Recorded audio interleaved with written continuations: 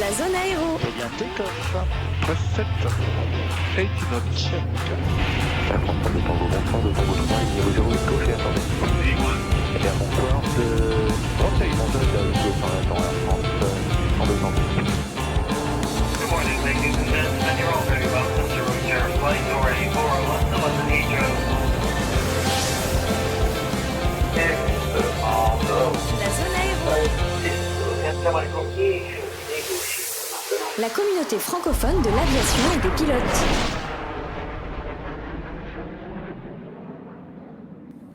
Et bonsoir à toutes et à tous, soyez les bienvenus dans la zone aéro.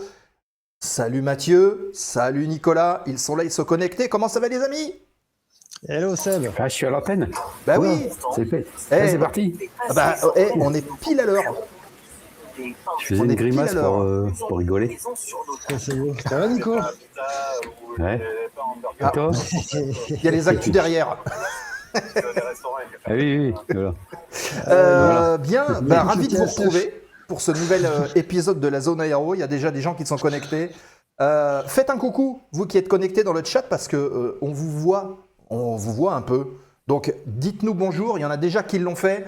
Et avant de commencer de saluer tout le monde, on remercie Darwell qui vient de prendre un sub pendant l'attente. Donc j'ai vu qu'il n'y avait pas d'alerte pendant l'attente sur le sub. Donc merci beaucoup mon cher Darwell pour le soutien, ça fait plaisir, merci beaucoup. Alors il y a notre ineffable Céleste qui est connecté. Darwell, on l'a vu pour l'abo, merci bien pour le soutien. Ah, il y a un truc qui clignote, il y a un nouvel abo, non? Qu'est-ce qui se passe? Ah non, c'est un follower. C'est Romain Barterol, Virtual Sim qui vient d'arriver. Merci beaucoup. Et Jaril aussi qui est arrivé. Il y a plein de gens là. Il y a plein de gens qui sont là. Qui est-ce qu'on a vu? Petite Moufle qui est là. Nikos, notre ami Nikos qui est présent. Lolo Radar, comme d'habitude. Achille, un invité d'ailleurs. Achille, on a parlé de toi avec des élèves il n'y a pas très longtemps. Qui étaient intéressés par ton parcours. Très bonne vidéo d'Achille. Copilote chez Wizz Air, vous voulez avoir un témoignage, il est sympa. Il est sur la chaîne YouTube de la zone, il était venu nous voir. Jaril aussi qui est là, Free Flight qui est là, Romain aussi. Donc voilà, merci à toutes et tous d'être là. Si vous arrivez entre-temps, faites un petit coucou dans le chat, on vous salue bien volontiers. S'ils ont des questions, tu peux leur donner mon contact avec plaisir. Ils le postent et on fait suivre. Tout le monde le sait, donc il n'y a aucun problème. Et merci à toi pour leur répondre. Il y a des gens qui sont intéressés, des élèves à nous qui sont intéressés, donc oui, pas de problème. Avant que j'oublie, soyez bien présents la semaine prochaine. Ça sera la première émission de février, on en parlera. Nouvel habillage.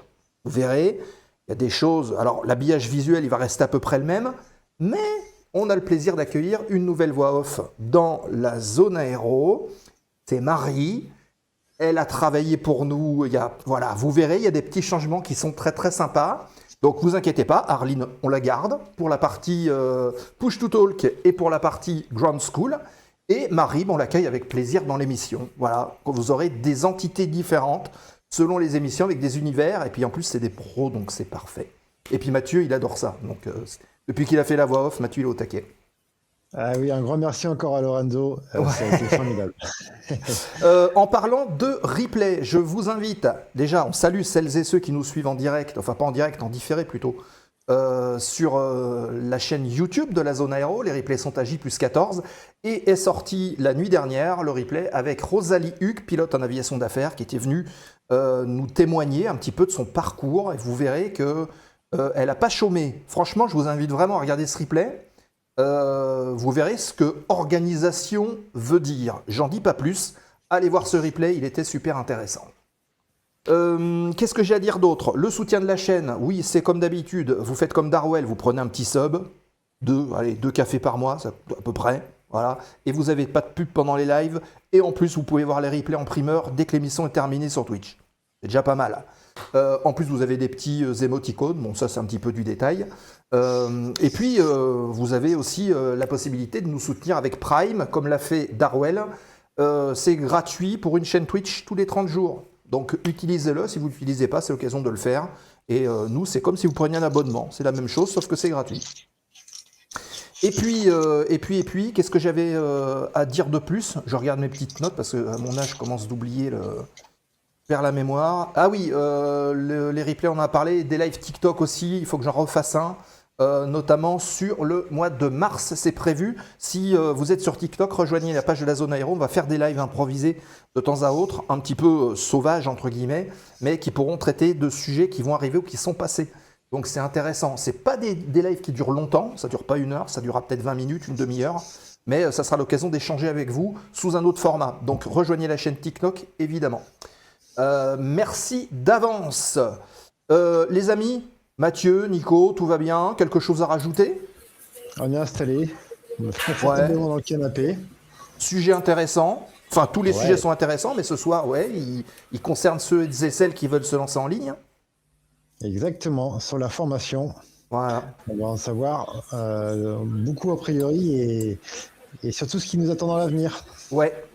Et sachez que l'invité de ce soir, on en reparlera tout à l'heure, on a 6 heures de décalage à peu près, puisqu'elle est en direct des États-Unis. Voilà. Donc elle s'est libérée pour nous et on la remercie évidemment. Je vous propose de déposer le plan de vol de l'émission et puis on reparle en détail de l'organisation du déroulé de cette soirée. La Zone Aéro, c'est parti. Plan de vol de l'émission. Le sommaire de la zone ce soir. Il arrive par là, hop, voilà, il est là, le plan de vol de l'émission. L'actualité du terminal dans un instant. On a 5 petites nouvelles à vous partager ce soir, comme d'habitude. Et puis derrière, c'est la séquence embarquement avec. C'est Roxane Ketterer-Vernet qui viendra nous voir. C'est une jeune élève pilote puisqu'elle a démarré un cursus MPL. On saura tout à l'heure ce que veut dire MPL. Elle va nous l'expliquer. Et surtout, vous aurez la possibilité, vous qui suivez l'émission, de lui poser vos questions. C'est un cursus un peu nouveau. Tout le monde ne maîtrise pas forcément ce que c'est exactement le MPL. Et aujourd'hui, on a la chance d'avoir une vraie élève, une vraie stagiaire. Donc vous pourrez lui poser vos questions, savoir comment est-ce que ça se passe au quotidien, comment est-ce qu'on accède à ce parcours, quels sont les prérequis, comment c'est organisé à l'intérieur, quels sont les débouchés. Voilà, vous saurez tout. Encore faut-il que vous posiez vos questions et pour cela, le chat vous est ouvert. Vous vous connectez. MPL, c'est Montpellier. C'est Montpellier, ouais. Bah oui, voilà. Donc, pilote à Montpellier. Voilà, donc elle va voir du boulot, Roxane, pour expliquer tout ça. Ah, je crois qu'on s'est planté, Nico. Non, mince. Voilà, on compte sur vous pour lui poser vos questions. Je vous rappelle, les questions, on les met de côté dans le chat avec l'équipe de modération, tout est mis de côté. Et puis, on les appelle au fur et à mesure de l'échange. Si vous ne voyez pas votre question arriver tout de suite, vous inquiétez pas. Souvent, elle est mise de côté et on les récite quelque part au fur et à mesure de l'échange, donc pas de problème. Et puis, fin de l'entretien, à la fin de l'émission, les 5 dernières questions, les 5 dernières minutes, foire aux questions, remise de gaz. Comme d'habitude, avec ce soir la présentation du programme du mois de mars de la Zone Aéro qui a été un petit peu chamboulé, mais on vous en reparle en fin d'émission, donc restez avec nous, vous verrez qu'on ne s'est pas foutu de vous pour le mois de mars. Et on salue Mibou2 qui vient d'arriver, qui vient de follower la chaîne. Merci beaucoup, bienvenue dans la Zone Aéro. Tu peux prendre un siège, on va démarrer dans un instant. On repousse le sommaire. Les amis, quelque chose à rajouter? J'aime bien donner la parole comme ça. On est impatient d'y aller. On est bien installé au siège A23. Très bien. Alors dans ces news cas-là, on lance l'actu du terminal. Et puis si vous avez des choses à rajouter, les amis, n'hésitez pas. On est parti. Let's go. L'actualité du terminal. News, nouvelles, informations et réactions avant l'embarquement.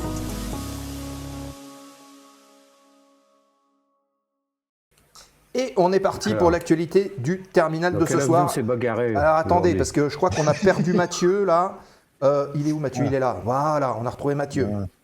Quel avion s'est bagarré aujourd'hui? Alors on va en parler. Alors, c'est vrai que ces derniers temps, il y a eu ça s'est frité dans des avions. On n'explique pas pourquoi, mais il y a eu une recrudescence de combats. Ils ont pris ça pour un ring, on ne sait pas trop. Alors, ça fait partie de l'actu. Non, là, je vais vous parler de mauvaises taxiways. On va inventer le siège éjectable pour les avions de ligne. Une fréquence électrique. Enfin, c'était un peu électrique à la fréquence plutôt, puisque l'affaire se passe sur l'aéroport de John Fitzgerald Kennedy, donc un avion qui devait partir, un A321neo de la compagnie Delta Airlines, qui partait pour John Fitzgerald Kennedy, de John Fitzgerald Kennedy pour Las Vegas, et qui a emprunté, arrive, un mauvais taxiway lors du roulage avant le décollage. Alors, il faut savoir que la plupart du temps, et je pense que les amis, vous ne me contredirez pas, on brief le roulage, surtout sur des aérodromes qui sont complexes, des aéroports importants, pour ne pas se tromper. Et oui, c'est un vrai labyrinthe, les taxiways, il y en a dans tous les sens, ça se croise partout. C'est vraiment une vraie source de confusion. Donc, ce qui s'est passé là, c'est que lors du roulage, il y a eu une erreur qui n'a pas représenté un danger immédiat, mais qui a toutefois provoqué un échange, on va le qualifier d'inhabituellement tendu entre le commandant de bord et le contrôle aérien, chacun reprochant à l'autre son attitude en fréquence. Voilà, les pilotes disent les contrôleurs, et les contrôleurs disent les pilotes, voilà. Finalement, l'avion a été repositionné puis autorisé au départ, arrivant à destination sans autre incident. Mais évidemment, il y a des gens qui ont filmé, enregistré un petit peu tout ça, et ça a été très relayé en ligne, mais ça relance aussi un débat sur la gestion du stress et la communication cockpit-tour, notamment en période de rush, ou quand il y a des hubs et tous les avions arrivent et repartent ensemble. Et des fois, ça peut être assez stressant avec des retards et tout plein de choses. Voilà. Et oui. C'est le quotidien, c'est un peu quelquefois quand même, d'avoir régulièrement des échanges qui peuvent se tendre un peu. Effectivement, tu as raison de préciser qu'il y a toujours un contexte. Une période de rush, généralement, du côté du contrôle, il y a beaucoup d'avions à gérer. Du stress du côté des équipages parce qu'il y a du retard à rattraper, ça peut être en fin de journée, ça notamment. La fatigue. La fatigue, le tout avec peut-être des conditions météo qui font que personne n'est détendu. On est des humains, ce sont des humains. Et il y a l'humeur qui peut l'emporter, bien sûr, les égos aussi, etc. Enfin voilà ce qui s'est passé, ça peut arriver. Oui. Oui, voilà. Ok, d'accord, très bien. Ok, on enchaîne et on va parler de nuit blanche en cabine, puisqu'en raison des fortes chutes de neige et du couvre-feu nocturne, il y a près de 500 passagers de Lufthansa et de Air Dolomiti qui ont passé la nuit à bord de leur avion sur l'aéroport de Munich. Et oui, ça peut arriver aussi. C'est 5 appareils, dont un Airbus A320 Neo, qui sont restés mobilisés sur des parkings assez éloignés. Pourquoi ? C'est non pas parce qu'on ne pouvait pas les débarquer, mais tout simplement parce qu'ils ont été dans l'impossibilité de rejoindre le terminal, faute de bus disponibles. C'est quand même assez incroyable. Il n'y avait plus de bus et les bus ne pouvaient pas rejoindre des avions. Donc on leur a dit, on ne peut pas vous débarquer, il faut rester à l'intérieur. Donc les voyageurs qui étaient installés dans des cabines moyens touriers assez peu adaptées pour une nuit complète n'ont pas pu débarquer. Sur l'immédiat, il a fallu attendre le petit matin pour qu'on puisse les descendre. Et l'épisode relance les critiques sur la gestion des crises hivernales, parce que ça c'est aussi récurrent, et la coordination aussi entre aéroports et compagnies aériennes pour mettre à disposition des bus, ou en tout cas une infrastructure qui permette quand même aux passagers d'être débarqués, parce qu'attendre une nuit dans l'avion, c'est quand même pas top, même si vous êtes passionné, je pense. Je crois qu'il y avait du chauffage. Oui, je pense qu'ils ont... quoique, est-ce qu'ils ont pu amener les groupes GPU pour faire le chauffage ? Je ne sais pas. Ils ont cramé du pétrole toute la nuit pour le chauffage. Ouais, l'impact carbone, super. Formidable. Voilà, on continue avec, on va parler d'une collision au sol. C'est deux Boeing 737-800 de la compagnie KLM, la Royal Dutch Airlines, KLM, qui se sont percutés au sol sur le tarmac de l'aéroport d'Amsterdam Schiphol lors d'une manœuvre de pushback. Donc le pushback, c'est quand l'avion est en face de sa rampe et est repoussé pour aller démarrer ses moteurs un peu plus loin, on va dire, et l'autre qui était au roulage. Donc l'un des avions était à l'arrêt pour son départ vers Athènes, tandis que l'autre devait rejoindre sa porte après un vol depuis Birmingham. Aucun blessé n'est à déplorer, il n'y a que du dégât matériel, mais ces dégâts ont contraint en fait la compagnie à immobiliser les avions pour une inspection. Le vol prévu a finalement été assuré par un autre avion avec évidemment des heures de retard, on l'imagine bien. Et une enquête doit déterminer aussi les circonstances exactes de cet incident qui est jugé, on vous rassure, extrêmement rare. Mais ça peut aussi arriver. Et on rejoint le commentaire de Mathieu tout à l'heure. On ne sait pas, fin de journée, coordination.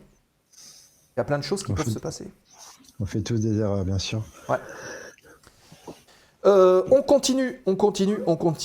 On va maintenant parler encore d'intempéries, puisque un violent épisode neigeux a paralysé aussi le trafic aérien sur la côte est des États-Unis, ce qui a provoqué plus de 6000 annulations autour de John Fitzgerald Kennedy Airport, sur LaGuardia également, sur Newark et sur Boston. Les grandes compagnies, dont Delta Airlines et American Airlines, ont massivement annulé leurs vols par anticipation pour éviter un chaos, on va dire, assez durable. Et il y a eu jusqu'à 60 cm de neige, donc imaginez, quand il faut déneiger un aéroport avec 60 cm d'épaisseur de neige, ça demande un certain boulot et il faut avoir un équipement. Et il y avait aussi des fortes rafales de vent qui ont nécessité les fermetures temporaires des pistes, le déneigement, mais aussi le dégivrage intensif, notamment des avions. La stratégie Vids a repositionné avion et équipage afin de démarrer plus rapidement, mais il y a eu plusieurs jours de perturbations et voilà, ça reste un petit peu constant sur l'ensemble du réseau aérien américain. Encore une fois, on est dans on va dire l'hémisphère nord. Les épisodes hivernaux, ça arrive. Voilà, donc des fois on est prêt, des fois on l'est pas, et des fois on croit l'être. C'est comme ça. On enchaîne, avec la dernière petite news du jour. Ah oui, il y a Philémon qui est arrivé. On n'a pas salué Philémon. Salut Philémon. On va faire un petit flashback le 25 février dans l'histoire. On va remonter, si vous le voulez bien, en 1965. Vous connaissez peut-être cet avion un petit peu historique. C'est le constructeur McDonnell Douglas qui fait voler pour la première fois son Douglas DC-9 au-dessus de Long Beach. Et aux commandes, le pilote d'essai George Jansen, assisté de Paul Pattern et de l'ingénieur George Walker, évalue le comportement de ce biréacteur court-moyen courrier qui a été directement inspiré de la Caravelle. Il est propulsé par deux moteurs qu'on voit sur l'arrière du fuselage des Pratt & Whitney JT8D et il est capable d'emporter environ 90 passagers et de parcourir 2600 km en gros. Cet appareil doit rentrer en service commercial chez Delta Airlines dès la fin 65 et ça va marquer d'ailleurs une nouvelle étape dans la démocratisation du transport aérien à réaction, notamment sur le secteur moyen courrier. Et il aura une carrière un petit peu légendaire cet avion. Et vous avez vu, il n'y avait pas d'écran à l'époque, ou très peu en tout cas. Après, je pense qu'à droite, c'est un truc qui a été un peu rétrofité. Et vous voyez, il n'y a que des aiguilles. C'est le pilotage au pendule, comme on disait. En tous les cas, il pouvait y lire l'heure, là. Ah ben oui. Il y avait de quoi faire, là. Il fallait savoir où regarder et quand regarder. C'est toujours ce qu'on dit. Voilà. Je crois que j'ai fini pour l'actu de ce soir. Si vous avez des réactions... vas-y je Nico. voudrais revenir sur tout à l'heure. Effectivement, comme disait Mathieu, il y a certaines circonstances, un peu d'énervement, tout ça, qui peut faire qui nous amène à faire des erreurs, tout ça. Mais enfin, je sais pas, moi, personnellement, je pense que j'ai le sentiment qu'on est dans une époque là où il y a un peu de laisser aller dans le sérieux du travail. Je trouve que les gens, ils prennent de moins en moins de sérieux leur travail qu'ils ont à faire. Enfin, je sais pas, il y a un peu trop. Ouais, je trouve qu'il y a du laisser aller un peu partout, je trouve. Qu'est-ce que vous en pensez, vous, dans le chat? C'est mon sentiment, c'est mon sentiment. Tu sais, il y a du non, mais c'est pas grave. Il y a toujours des réflexions comme ça. Non, mais là, ça va passer. Non, mais c'est pas grave. C'est pas. Voilà, il y a toujours une prise au sérieux du boulot qui manque, je trouve. Ok. Enfin, je trouve. On va faire un petit sondage. Mais, voilà, c'est mon sentiment. Sans ouvrir de sondage, on peut demander l'avis au chat, savoir s'il partage cet avis ou pas. Toi, Mathieu, t'en penses quoi? Ouais, je sais pas, j'ai pas historique de force comment c'était avant, mais en tout cas, effectivement, il y a toujours une partie de la population, je ne saurais pas trop la répartir. Je pense pas qu'elle soit majoritaire, mais qui effectivement vont peut-être se permettre plus de laisser aller. Moi, je pense que c'est plus une question de caractère que d'époque. Est-ce que c'est maintenant comme ça, maintenant plus qu'avant, ou peut-être qu'on en côtoie plus des comme ça, je sais pas. Les choses Je sais changent. pas. aussi. Mais voilà, il y a aussi des gens qui continuent à faire très bien et très consciemment leur boulot. Ah oui, bien sûr. Ouais. Pendant Non, que, heureusement. effectivement, d'autres se permettront peut-être un peu de laxisme. Ouais. Ouais. possible. D'accord. Ok. Bah écoutez, merci messieurs pour votre retour. Si vous avez, alors il y a Romain par exemple qui dit Au il a revoir, pas tort. alors, merci. Romain il a pas, il dit il a pas tort. Voilà. J'ai pas tort. Merci Romain pour ton avis. N'hésitez pas à poster le vôtre. Voilà, Après, les je zones aéro, vieillis, je deviens c'est. peut-être un vieux con aussi. Hein. Ah non. Les viewers ont du respect quand même. Enfin j'espère. Hein. Mais en tout cas, n'hésitez pas. Non, mais La c'est zone mon aéro, sentiment, après, voilà. c'est aussi l'échange. Hein. N'hésitez pas à poster. Ne consommez pas la zone aéro comme un simple média classique. Hein. On est là pour échanger. Allez-y. Hein. Après, je suis peut-être un vieux con aussi. Non, personne n'est un vieux con. Chacun a son expérience et ses références. Voilà. Bien, je pense qu'on a fini. On va attendre que c'est Mathieu qui finit de prendre son aspirine. Là, j'en ai entendu les. C'est vrai ça. J'ai oublié que j'avais un micro, tu vois, 2 secondes. Ah bah ouais, non, mais on entend quand tu prends tes cachets, Mathieu. Faut faire attention. Hein. Ouais, bah, je suis au 6e là. On l'a pas vu l'avaler là, son truc. Hein. C'est peut-être un suppositoire finalement. Ah ouais, non, mais on veut pas savoir. On veut pas les détails. Bon, Je laisse libre cours à ton imagination, Nico. Non, je ne vais pas imaginer. Non. on en a parlé tout à l'heure. On Allez, a la chance ce soir on d'avoir arrête une là. invitée qui sera en direct avec nous dans quelques instants. Elle est aux États-Unis et on va parler de sa formation. Alors, en plus d'être aux États-Unis, de se libérer pour nous, elle est charmante. Elle est disposée à vous expliquer un petit peu comment se passe une formation MPL. C'est des fois encore un petit sujet un peu méconnu en France, de plus en plus, mais voilà. Vous aurez quelqu'un de la vraie vie, on va dire, qui va venir ce soir vous présenter un petit peu ça. Je pense qu'on va la retrouver dans un instant. Je vois que sa caméra est encore éteinte, donc on va lui laisser le temps juste de mettre en place la caméra. On lance le jingle embarquement avec, et c'est Roxane qui est avec nous ce soir dans la zone aéro. C'est parti. Embarquement avec le sujet et l'invité du jour dans la zone aéro.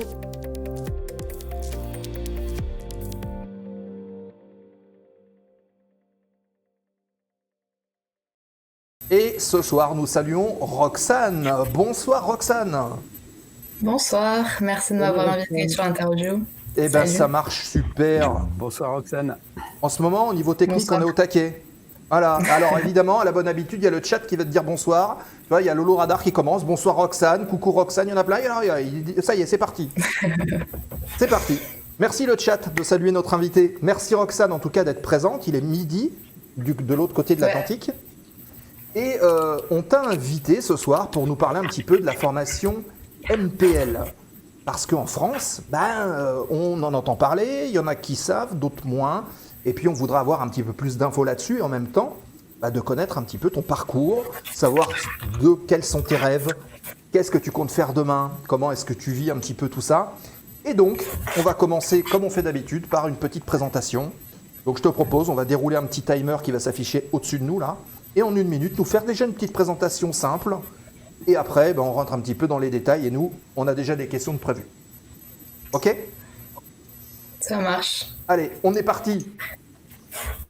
Bonsoir à tous, parce que c'est le soir en France. Donc, je m'appelle Roxane, j'ai 20 ans. Je suis en ce moment à Phoenix pour ma formation pratique. Et donc, par rapport à l'aéro, j'ai passé mon PIA à l'âge de 13 ans. Suite à ça, j'ai fait du planeur. J'ai à peu près 20 heures. Et comme je savais que je voulais être pilote depuis un petit moment, j'avais pour projet d'apprendre l'anglais. Donc, j'ai fait 1 an aux États-Unis pour justement devenir bilingue, parce que c'est hyper important dans ce métier et il faut apprendre l'anglais. Et après ça, du coup, je suis retournée en France, j'ai fait ma terminale et c'est là que j'ai commencé les sélections pour EasyJet. Donc, j'ai été acceptée en novembre 2024 et j'ai commencé en février 2025, donc 6 mois après la fin de ma terminale. Voilà à peu près. Et donc derrière, alors au début c'était en Belgique je crois. C'est ça, c'est en Belgique. J'ai fait ma formation théorique. Il y a 2 campus en fait. Je suis avec l'école CAE. Donc il y a pour les Européens, les EASA, il y a un campus à Bruxelles et un campus à Madrid pour faire la formation théorique. Ok. D'accord. Ok, merci pour cette présentation. On a été pile poil. C'est parfait. Avec Bravo. plaisir. Bah, on sent l'organisation déjà, tu vois. Il y a du travail de fait là-dessus, ça se sent. Il y a Togalok qui dit bonsoir, Gauthier. Il y a la vraie vérité qui dit bonsoir, ma sœur. Donc il doit y avoir la famille qui est connectée là. Ça doit être ça, hein. Easy the place to be. Ah, ok. Allez, on va pas changer une équipe gagnante. Nico, tu veux commencer les questions? Ah ouais, moi j'ai plein de questions sur les westerns. Oui. Phoenix, Arizona, c'est pas loin de Tombstone, Hockey Coral, le duel d'Hockey Coral, Ouais. Tucson et tout ça, quoi. Donc, Ouais, il y a plein de choses en Arizona. C'est une belle région. T'as commencé de visiter d'ailleurs là-bas? Et ben là, ça fait presque un mois que je suis là et on n'a pas commencé à voler encore. J'ai mon premier simul demain, donc là, ouais, pendant un mois, on a fait un peu les touristes. On a fait le tour de l'Arizona, mais donc c'est cool. Ok. Mathieu? Ou Nico, vas-y. Et puis Mathieu ouais, ensuite. non, du coup, je vais poser ma question. D'où ça vient cette passion de l'aéronautique là, depuis toute petite? Depuis quel âge? Qu'est-ce que tu faisais pour vivre ta passion avant de te former? Alors c'est assez simple, enfin, j'ai la chance d'avoir ma maman qui est hôtesse chez Air France et c'est vrai que du coup repas de famille, tout ça, ça parlait aviation quand même, les anecdotes, tout ça. Et les voyages aussi, on a eu la chance du coup, avec mon petit frère aussi notamment, de rentrer dans le cockpit, de pouvoir poser les questions aux pilotes, tout ça. Et c'est vrai que c'est un métier que j'ai envisagé assez tôt quand même. Je me voyais vraiment le faire et j'ai la chance d'avoir des parents aussi qui m'ont toujours dit que je pouvais y arriver et que c'était possible, que c'était vraiment accessible. Donc j'ai toujours eu ce projet en tête et ça s'est concrétisé quoi, assez tôt puisque je sors du bac. C'est quoi comme bac que t'as fait? Pas bien. Donc nous c'est les nouveaux bacs là, mais c'est un peu, ça équivaut à peu près à un bac scientifique. C'est des SP maintenant du coup qu'on choisit.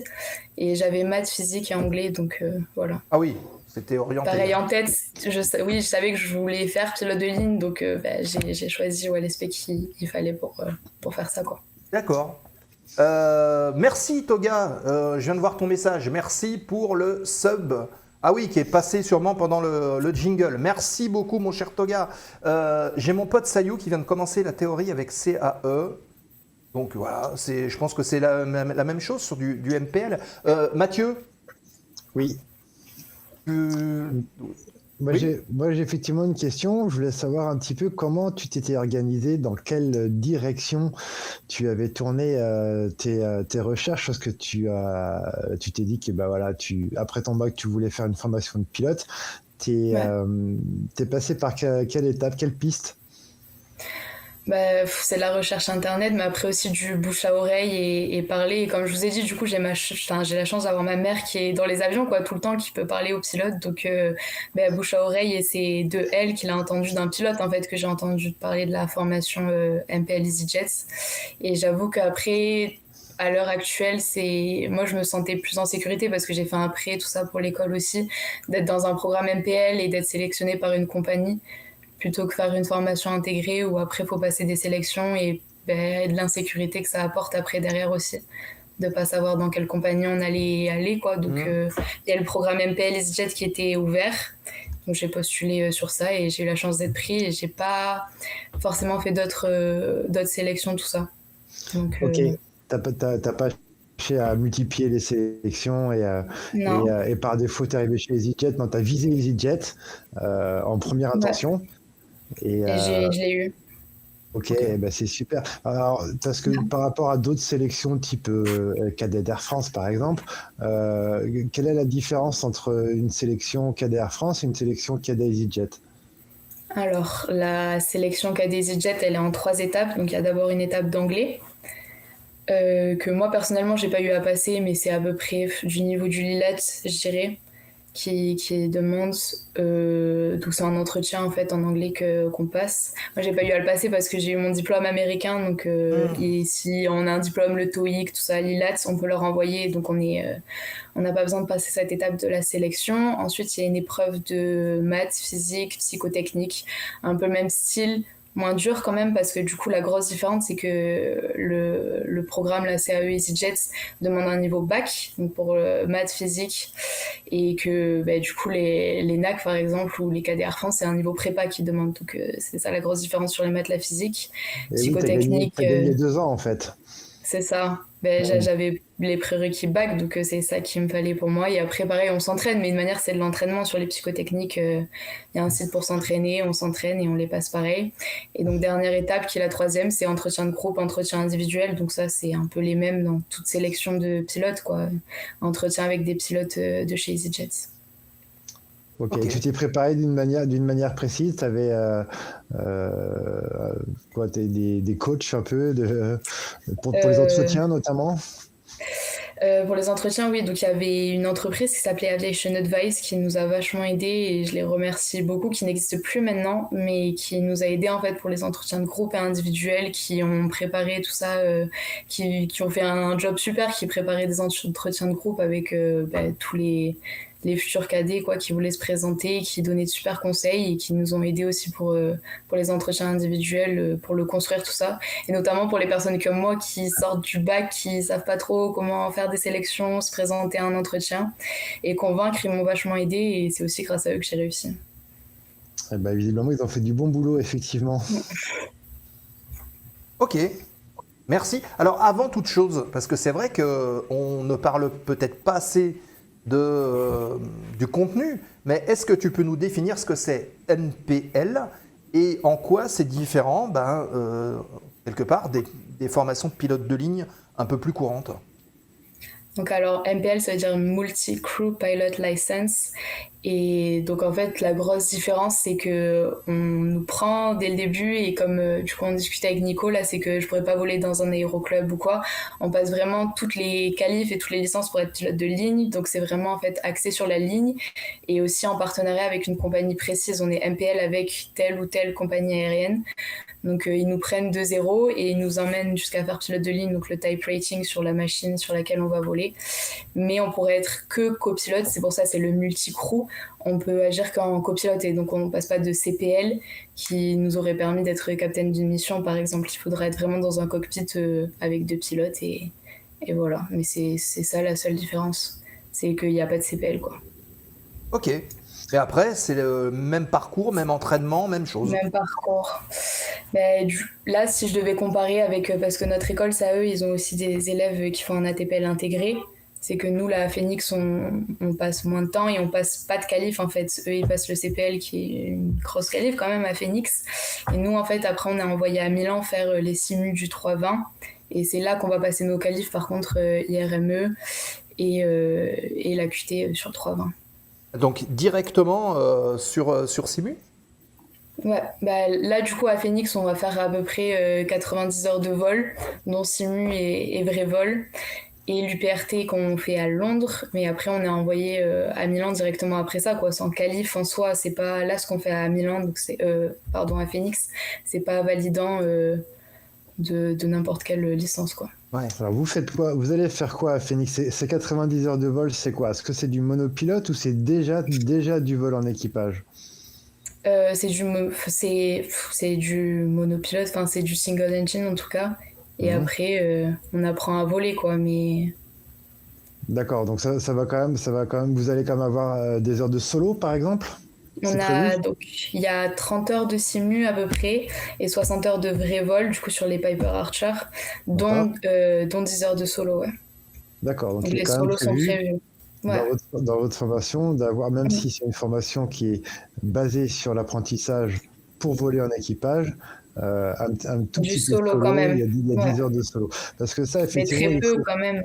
Bien sûr, c'est ce que j'allais dire, c'est en comparaison avec du coup une formation ATPL où il y en a au moins 3 ou 4 fois plus, puisqu'effectivement ils vont faire du solo sur la phase VFR en monomoteur, beaucoup plus. Alors il n'y a pas de solo en IFR, mais en tout cas il y a effectivement l'acquisition de toute la formation et de la qualification en monopilote en tout cas. Ouais. Chose que toi, du coup, tu n'auras pas. Tu auras tout de suite une qualification IFR ou multimoteur en équipage. C'est ça, directement. Et ouais, est-ce qu'on fait ça à Milan, par contre? Voilà. Donc en équipage, exactement. Ouais. Là, on vous donne quand même les bases pour savoir poser un avion. Et on fait une petite introduction multimoteur à la fin sur le Séminole, mais voilà, très peu aussi. Il y a 6 heures de vol dessus, quoi. Ouais. Ok, d'accord. Si j'ai bien compris, donc tu auras que 10 heures de vol solo, c'est ça? C'est ça, à peu près, ouais. D'accord. Donc très peu. Oui. Ok. Et oui, et c'est ça qui est intéressant, au moins financièrement pour les compagnies, c'est que ça réduit quand même de manière très franche le nombre d'heures de vol. Ouais. Et c'est une formation qui coûte moins cher aussi, forcément.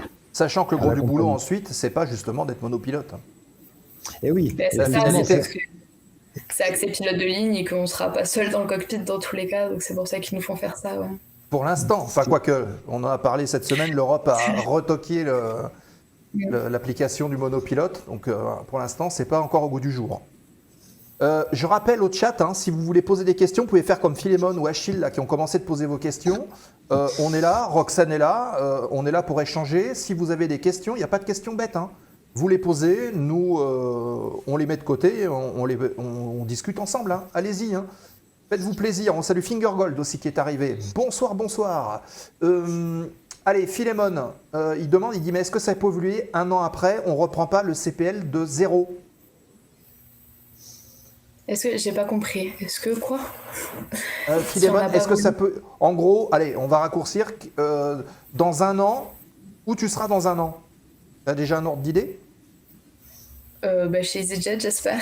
Oui, Oui. parce que du coup, là, je devrais finir ma formation cet été à Phoenix. Et après, c'est 4 mois à Milan. Donc, 4 mois de QT plus l'induction. Donc, j'espère que d'ici un an, février 2027, je serai induite chez Easy dans ma base, ouais. Et tu as déjà un ordre d'idée de base? On vous en a parlé ou pas du tout? C'est vraiment aléatoire. Après, en général, c'est pas les bases françaises qu'on a en première base. Donc, ils ont l'Espagne, le Portugal, l'Italie, où c'est plus ça les premières bases qu'on aura. Et après, c'est aléatoire. En fait, il y a des promos qui finissent tout le temps. Et en fonction de là où ils nous ont besoin, ils nous mettent sur les bases. Et on peut donner des choix, mais je veux dire, il y a 12 élèves qui finissent, ils disent, là, on a 12 spots sur telle base et vous pouvez choisir lesquels vous voulez, quoi, vous vous mettez d'accord. Ouais. D'accord, ok. Achille57 qui pose cette question. J'ai ouï dire qu'un MPL, après 1500 heures, tu peux unfreeze, donc le débloquer, d'avoir un ATPL complet. Est-ce que c'est une info ou une intox? Ah oui, non, mais c'est le but, du coup, au bout d'un moment, on va avoir notre ATPL débloqué, donc c'est ça, c'est l'ATPL Unfrozen, ça s'appelle, et donc c'est au bout de 1500 heures de vol chez EasyJet, du coup. Donc ça veut dire que dans 5 ans, 10 ans, peut-être, on ne sait pas trop, peut-être même plus court d'ailleurs, souvent chez EasyJet ou des compagnies comme ça, tu passes à gauche, quoi, tu deviens commandant de bord. Ouais, Okay. Oui, c'est le but dans chaque compagnie, ouais. D'accord, ok. Très bien. Écoutez les amis, posez vos questions. Je vois qu'il y a du monde là qui commence d'arriver sur le chat. Allez-y, Roxane, elle est là avec nous. Profitez-en pour poser vos questions sur les entrées en formation, sur ce que vous voulez. C'est pas tous les jours et en plus en direct des États-Unis, c'est encore mieux. Nico, petite question, Mathieu?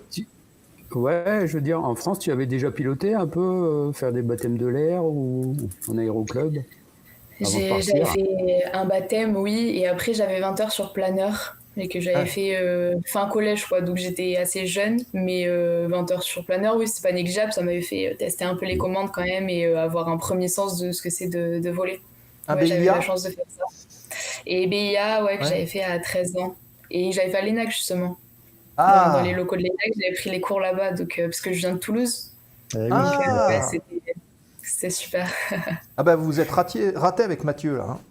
Ouais, t'étais dans le berceau de l'aéronautique quand même, il y avait un contexte dans lequel tu étais béni. Et moi, je me posais une question du coup, vous n'avez pas de qualif MCC à part entière, je veux dire, en comparaison à ce qui existe déjà. Donc la MCC, pour rappel, c'est la qualification qui permet de voler en équipage, qui est obligatoire. Dans le cadre d'une formation ATPL, ça se termine par la MCC, on va dire en tout cas le tronc commun, et après on part faire ce dont parlait Roxane, le type rating, et après l'AEL. Donc on a en fait, dans le cadre de la formation ATPL, 3 semaines dédiées à l'apprentissage du vol en équipage. Et ce qui est intéressant, c'est de mettre ça en parallèle avec la formation de Roxane MPL, où en fait ils vont être en équipage pendant 4 mois. Mais la question que je me pose, c'est du coup, est-ce que ça s'appelle toujours MCC? Est-ce que vous avez toujours la qualif MCC? Comment ça s'appelle? Oui, c'est MCC, c'est pareil, et ça, ils le font au début de Milan, du coup, justement. Parce que le premier mois de Milan, du coup, on va faire théorie 320 et justement aborder tout ce qui est MCC et CRM. Donc, ils l'abordent en fait avant de faire le simu, quoi. Et oui, avant les 4 mois, vous allez travailler ensemble C'est ça. pour le typewriting. Ok, donc c'est vraiment basé sur le fait de travailler en équipage. C'est renforcé, mais ce qui est intelligent aussi, parce que c'est vrai que dans la formation ATPL aujourd'hui, il y a une grosse partie monopilote pour finalement un travail qui sera en équipage. Donc on peut effectivement se demander pourquoi est-ce qu'il y a autant de temps en monopilote. Et en fait, c'est complètement logique finalement cette formation MPL. Et toi, est-ce que tu as pensé à un moment donné à une formation, alors tu nous as parlé de l'ENAC, mais une formation peut-être dans une école privée ou d'autres moyens d'y arriver que les cadets? J'avoue que moi j'aurais préféré un programme cadet dans tous les cas plutôt qu'un ATPL intégré, parce que en fait toutes les compagnies sont en train de le créer, Volotea là, EasyJet, enfin toutes les compagnies ont un programme cadet, et ce qui fait que je connais aussi des intégrés qui ont du mal à trouver du travail derrière, et moi je dois faire un prêt pour ma formation là et le rembourser derrière. Donc ce que je disais, j'aurais quand même préféré un programme cadet, et EasyJet c'est une bonne compagnie qui ne fera pas faillite normalement quand même sur les prochaines années. Donc ouais, j'étais contente d'avoir été prise cadette chez eux, quoi. Est-ce qu'on peut parler du coût de la formation pour comparer ou pas du tout? Tu es libre de nous le dire Oui, ou pas? bien sûr. Non, bien sûr. C'est 100 000 € la formation là, MPL EasyJet. Ah oui, ok. Qui, avec QT comprise, enfin je veux dire, on est chez eux, quoi. Derrière, il n'y a pas d'autres frais derrière. Donc, et en partant de zéro. La QT est comprise. Et en partant de zéro, ouais, en commençant avec la TPL. Donc c'est un coût, mais bon, je veux dire, toutes les formations de pilotes sont aux alentours de ce prix-là. Et là, le point important, c'est qu'on a la QT qui est comprise dedans. Donc plus l'induction, plus tout ça chez EasyJet. C'est vrai que la qualification sur Airbus ou Boeing, ça coûte cher. Hein. C'est plusieurs dizaines de milliers d'euros quand on doit rajouter à la fin de la formation. Donc, ouais, ça se calcule, ça se pèse. C'est à peu près 30 000 €. Hein. Ah, oui. Les ATPL intégrés payent plus cher que nous et n'ont pas de qualif sur machine. Donc, ils seront plus aux alentours de 150 000 € quoi, à la fin. Ouais. Tiens, ça, en fait, si on fait le calcul, c'est tout bénéf pour les compagnies, puisque si c'est les élèves qui payent la QT, la compagnie, elle n'a plus grand-chose à payer finalement. Et en plus, elle a quelqu'un qu'elle a formé comme elle le veut. Ouais. Et aussi ça. Directement opérationnel, ouais. Avec les bonnes SOPs d'entrée de jeu. Et ouais, pédagogiquement, ça se tient. Ça se tient. Allez, cette question de Jaril est un peu pragmatique, hein. Combien te coûte la vie en Amérique durant ces quelques mois? Ah ouais, donc est-ce que tu peux nous raconter ton quotidien? Là, tu l'as dit, ça fait un mois que tu es sur place. Comment on vit ce dépaysement-là? Alors par rapport au coût de la vie, moi on a la chance de connaître des gens ici. En fait, il y avait une fille qui était à l'époque au lycée avec ma mère, qui a marié un Américain qui habite à Phoenix, en fait, à 30 minutes de l'école. Donc je suis chez eux. Donc, par rapport à ça, du coup, je suis un peu exemptée de tout ça et je suis très chanceuse. Mais je dirais que les loyers, c'est à peu près, si vraiment on parle sous-sous, c'est à peu près 700 $ à peu près. Les gens sont autour de ça, et après tout ce qui est niveau alimentation, ça coûte cher quand même aux États-Unis, mais en tout cas pour le loyer ça serait ça. Et après mon quotidien, là pour l'instant on n'a pas trop commencé à voler parce que forcément il y a tout l'administratif à faire avec la FAA, tout ça, mais à partir du moment où on va commencer à voler, c'est aller à l'école, quoi, préparer ses vols, commencer à être vraiment dans la vie d'un pilote et de voler, parce que là ça fait 1 an que j'ai commencé la formation et c'était les livres, les cahiers, la théorie, et j'ai hâte de commencer à voler, quoi. Je veux bien l'entendre. Alors tu parles d'administrative avec la FAA, donc est-ce que tu peux nous préciser ce que c'est? C'est la Fédération aéronautique des États-Unis, quoi. Ok. Et du coup, tu vas avoir une partie de ta formation aux États-Unis, une partie de ta formation en Europe, là du coup avec des normes EASA. Toi, au final, ta licence, elle sera tamponnée quoi? Elle sera EASA, en fait, on est aux États-Unis, mais c'est comme parce qu'il y a une partie du training qui pouvait se faire à Malaga aussi, cette partie qu'on fait à Phoenix. Nous, on est là sous la FAA, mais on est quand même programme EASA. Donc ça change rien en fait, c'est comme si on faisait en Europe, c'est le programme EASA et les instructeurs sont formés pour nous faire la formation EASA aussi. Donc Ok, ça ne change rien. il y a une reconnaissance entre les deux institutions, ok. D'accord. Ouais. Ok. Allez-y le chat, posez vos questions. Il y a Romain qui dit qu'il y a environ, pour lui c'est $2000 par mois à peu près, il dit en moyenne. Correspond à ça? Ouais. Ouais, c'est ça. Ok. Parle-nous de ton simu demain, parce que voilà, là, on va reprendre la casquette de l'instructeur. C'est quoi ton simu de demain? C'est quoi le contenu? Tu vas faire quoi? On va démarrer l'avion, Ah, commencer les premières checklists et essayer de s'envoler, je pense. Mais je sais pas encore. Là, du coup, je suis en train d'apprendre les checklists, d'apprendre le système du Garmin 1000, là, savoir comment l'allumer, le programmer pour le vol. Et je sais pas trop, du coup, encore. ah bah, regarde, Je t'as vais- 2 experts en dessous, hein, tu peux leur demander, profites-en. Hein. T'as pas un petit Garmin Trainer pour Si, essayer un justement. peu de te familiariser? On l'a un peu fait là, mais j'y retourne ce soir à l'école, on les a, donc ouais, et Et les oui, allumer et le programmer, mais si, on peut des s'entraîner. produits. Ouais. C'est comme toutes les télés, il faut appuyer sur tous les boutons, à un moment ou à un autre, t'as le menu qui va apparaître. Ah, Et les on regarde conseils bien de ce qu'il y a. Nico. D'accord, ok. Parfait. Est-ce que tu peux nous donner un petit peu, je vais revenir sur la partie un peu théorique, tu parlais de bouquins, de cours. Explique-nous un petit peu comment tu as vécu toute cette partie théorique. Justement, tu disais s'envoler. C'est vrai que des fois, peut-être que certains peuvent se décourager de se dire, bah, tout ce temps-là, sans voir des avions, sans toucher un avion, alors que moi, mon rêve, c'est de voler, c'est peut-être un peu compliqué. Donc comment est-ce qu'on le vit? Est-ce qu'on garde cet objectif-là ou de temps en temps on dit, ah, il y en a marre? Sûr qu'il faut de la motivation pour regarder, mais bon, après, je me serais pas sentie d'aller dans un avion enfin, moi, je partais de zéro, puis j'avais le PIA, mais bon, ça, c'est vraiment que les bases. C'est bien quand même d'apprendre comment tout fonctionne et d'avoir les clés théoriques en main, parce qu'on pourrait pas nous mettre dans un avion comme ça et ne rien savoir, donc c'était quand même important, ouais, juste d'apprendre comment un avion fonctionne, ce qui se passe à l'intérieur d'un avion, les différentes pièces d'un avion, comment un avion vole. C'est tout bête, mais bon, voilà, de la météo, comment savoir. Donc, c'est bien d'avoir ces outils en tête et c'est rassurant, quoi, de se dire, bon, ben, je vais commencer une formation pratique, mais j'ai les outils théoriques et tout ça. Donc, il faut passer par là pour ça et je trouve ça rassurant quand même d'avoir toute cette théorie en tête avant de commencer la pratique. Et après, c'est vrai que c'est pas très concret, mais bon, on avait la chance d'être dans les aéroports, on était à côté des avions tous les jours, c'était plus motivant par contre d'aller spotter les avions, là, c'était cool. Ouais. Vous êtes monté rapidement dans un 320 EasyJet?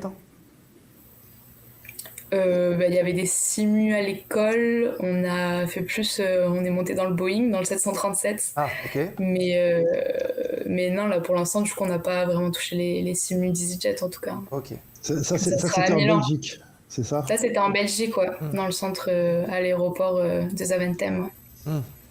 D'accord. Ok.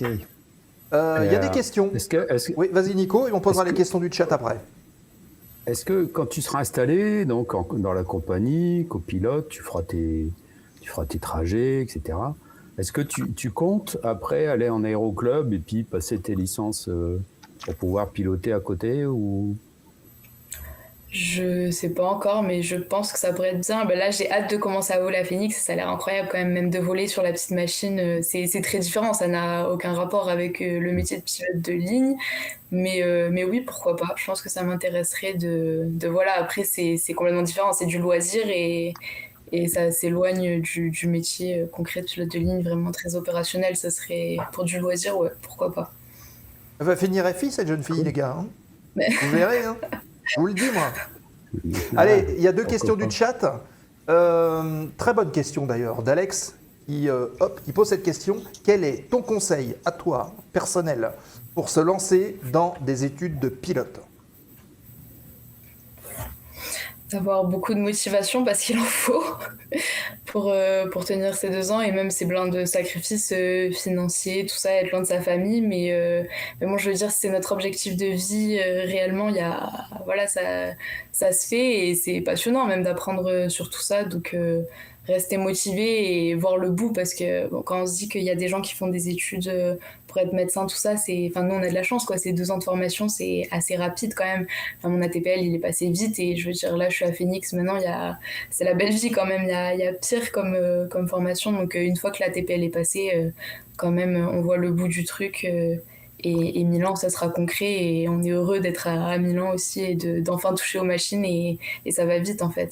Parce que là, c'est 6 mois à Phoenix, 4 mois à Milan, ça va être très rapide. Ouais. Donc c'est accroché pour la TPL, mais... Je repose cette question avant de poser celle de Lolo. Quelle était ta matière préférée, un des modules préférés à la TPL théorique? Je vois que tu souris, donc à mon avis, il y en a un. Non, j'ai bien aimé météo, moi. C'est pas la matière qui est préférée en général, c'est pour ça que je souris. Mais j'ai vachement apprécié météo. Je trouve ça hyper intéressant. Ouais, voilà. Ok, parfait. Et celui que tu as le moins aimé, tiens, tant qu'on y est? Celui que j'ai le moins aimé... Performance, c'était un peu dur au début, et en fait, c'est une matière qui est très similaire à Principle of Flight. Et en fait, on fait Principle of Flight parce que la TPL, nous, ils nous l'avaient divisé en 3 phases. Du coup, on fait ça, et qui est quand même une matière assez lourde, assez conséquente. Et en fait, en phase 2, on s'est retrouvé avec Performance, qui est un peu le doublon de Performance of Flight. Du coup, au début, j'étais en mode, purée, il nous faut refaire la même chose. Mais après, il n'y en a pas vraiment une que j'ai moins appréciée que les autres. Ok, ça marche. Cette question de Lolo, est-ce que tu peux te faire recaler? Alors toi, non, mais en général, est-ce qu'un MPL peut se faire recaler pendant sa formation, ou est-ce qu'obligatoirement, il va jusqu'au bout? C'est une bonne question. Ah non, après ça, c'est comme tout le monde. Je veux dire, si au bout d'un moment, il y a des choses qu'on n'arrive pas à valider, des missions qu'on valide pas, à la TPL, il y en a malheureusement qui n'arrivent pas au bout d'un moment, qui n'arrivent pas à avoir leurs examens. Il y a un nombre maximum de retake qu'on peut avoir pour la théorie. Il y a un nombre maximum de missions qu'on peut fail à Phoenix, qu'on peut fail à Milan. Après, voilà, il y a des heures de vol qui sont programmées en plus au cas où, pour des heures de rattrapage qui sont programmées à Phoenix, qui sont programmées à Milan. Mais au bout d'un moment, oui, c'est possible si on rate tout à la suite, de rater, mais bon. Il y en a déjà qui sont fait crémer dans ta promo ou dans autour ma de promo, toi? Non. Non. C'est bien, mais j'en connais, oui, à la TPL qui ont arrêté, malheureusement. Après, je pourrais dire, c'est le plus... Ce qui arrive le plus, c'est en phase 1 de la TPL. Après, si on a fini la TPL, quand même, déjà, il y en a beaucoup moins qui... Surtout nous, là, la MPL à Phoenix, normalement, ça devrait bien se passer, parce que, comme je vous ai dit, on passe pas de qualif. Donc, je veux dire, c'est juste valider les missions, quoi, arriver à faire les exercices qu'ils nous proposent. Et après, j'ai entendu parler de quelqu'un à Milan, mais c'est vraiment très, très rare, quoi. Normalement, c'est plus au début de la TPL, dès le début. Et après, ce qui est bien, c'est qu'on donne pas les 100 000 € d'un coup, en fait. Si on n'arrive pas à la TPL, on a payé que l'argent pour la formation théorique, et l'argent, on le débloque petit à petit au fur et à mesure de la formation. Donc on perd pas 100 000 € si on n'est pas arrivé à la TPL. Et oui, il ne faut jamais payer d'un coup toute la formation. Ouais. On le sait maintenant. Ouais, c'est vrai. Tu as eu à passer, j'imagine, ta classe 1, là, ton certificat médical. À quel moment tu as demandé de le passer?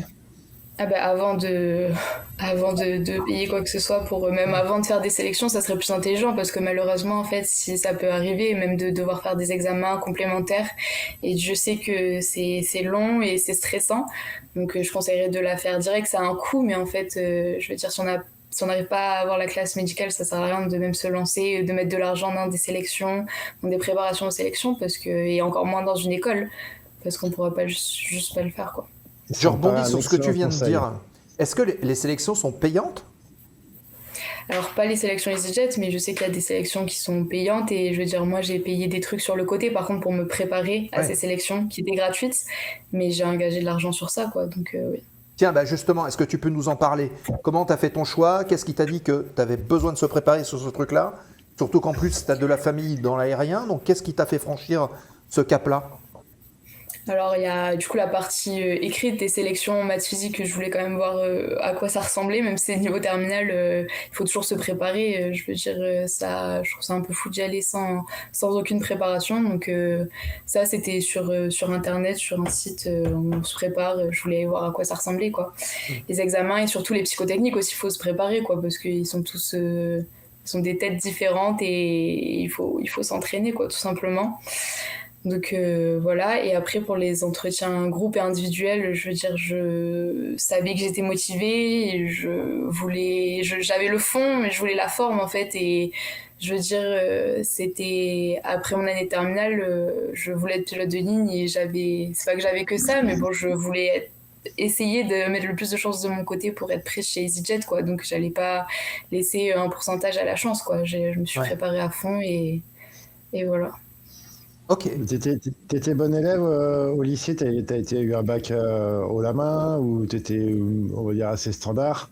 Comment tu te positionnerais? J'ai une mention bien, je me débrouillais, j'étais pas la meilleure, mais voilà, et j'ai envie de dire, s'il y a des gens qui n'aiment pas les maths, tout ça, c'est pas très important. Moi, je mettrais plutôt l'accent sur vraiment l'anglais, par contre, c'est important.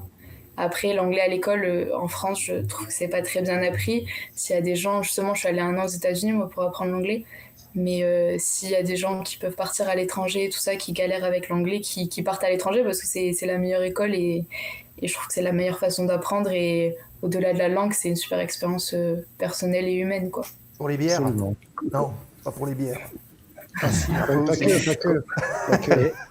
Aux États-Unis, c'est 21 ans. Ah bah oui. Ah mais C'est oui. toujours que 20 ans. Ouais. Ah mais tu peux pas conduire là-bas alors? Ah, je peux conduire. Ah si, tu peux conduire. Ah oui, c'est 16 ans, ils peuvent conduire à 16 ans, par contre. Ah ouais, c'est ça. Un peu... Ils ont des tranches d'âge assez intéressantes aux États-Unis, oui. Donc, c'est t'as le droit 16 ans pour conduire et 21 ans pour boire. Pour avoir de la bière, d'accord. Ah, c'est moche.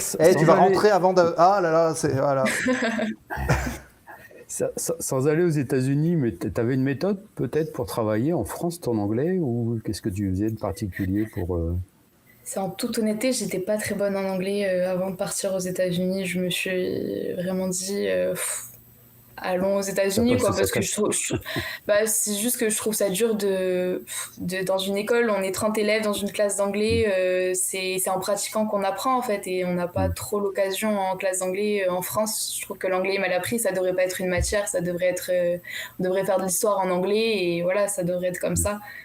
Mais ce que je veux dire, tu regardais des films en VO ou des trucs comme ça? Oui, j'ai essayé, ça n'a pas trop marché sur moi. J'avoue que j'étais un peu compliqué avec l'anglais, ça sortait pas. Hein. J'avais du mal à délier ma langue avec l'anglais. Ça m'a vraiment aidé mon année d'échange, par contre. Et après, pas obligé de faire 1 an, même on peut partir 2 mois pendant l'été. Je sais qu'1 an, c'est quand même mettre beaucoup de côté sa vie pendant 1 an, c'est pas évident pour tout le monde, mais même partir 2 mois pendant les vacances, tout ça, ça aide. Et je conseillerais ça vraiment.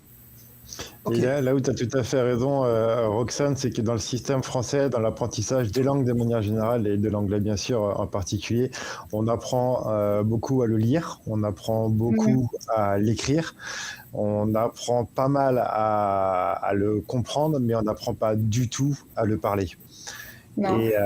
Et ça, il n'y a qu'une immersion, effectivement, qui peut le permettre. Et c'est ça derrière qui nous démarque dans des entretiens, dans des sélections, c'est l'oral, l'anglais à l'oral. Et on voit tout de suite, effectivement, une personne qui sait parler, qui est à l'aise à parler, d'une personne qui a jamais parlé, en fait. Ouais. Et c'est vrai que dans le métier de pilote de ligne, je veux dire, rien que pour la radio, tout ça, c'est hyper important de pouvoir comprendre assez facilement, et parce qu'il y a plein d'autres choses à faire, quoi. Donc, au moins que la partie anglais soit assez facile. Tu as des moyens, là, à Phoenix, pour écouter la radio, pour t'entraîner? Alors, Live 8 ici, on peut écouter la radio. Et en plus, Falcon Field, là, du coup, on vole à Phoenix, c'est un aéroport qui est assez occupé. Donc, on a commencé à écouter un peu pour se faire, même aux accents, tout ça, et à la fréquence, parce que ça parle tout le temps, quoi. Ça doit aller écouter vite. la 6. Ouais, ça va vite, et il y a toujours quelqu'un qui parle. Et avec toi, tu dis, dans ta pas dans ta promo, mais il y a des personnes aussi qui font, eux, plutôt une formation classique. Alors chez CAE, nous en Belgique, du coup, on avait les EasyJet et les ATPL intégrés, et à Madrid, ils ont aussi Volotea. C'est D'accord. aussi Mais cadet à moteur. Phoenix, je veux dire, est-ce que tu as Ah. moyen de monter dans un avion pour écouter la radio, essayer de... Sur Non. le sol, oui, bah alors, je pense qu'ils préfèrent qu'on regarde Live 8 ici plutôt qu'allumer l'avion pour écouter juste la radio. Mais oui, on peut aller prendre un avion, demander au dispatch, faire le tour, s'entraîner comme ça, faire le tour de l'avion, regarder les boutons, Non, s'entraîner sur les ce que je veux dire, checklists. c'est Ah, c'est toujours pas ça, ok. est-ce Non, qu'il y a oui. quelqu'un qui peut t'emmener en avion? Est-ce que tu as des relations là-bas On pour a que tu puisses monter là-bas? Moi, personnellement, Voler, ou en l'école? Oui, non, toi, personnellement, ou Ah non, l'école moi non, ou- je connais personne ici qui est dans l'aviation. Ah, rien.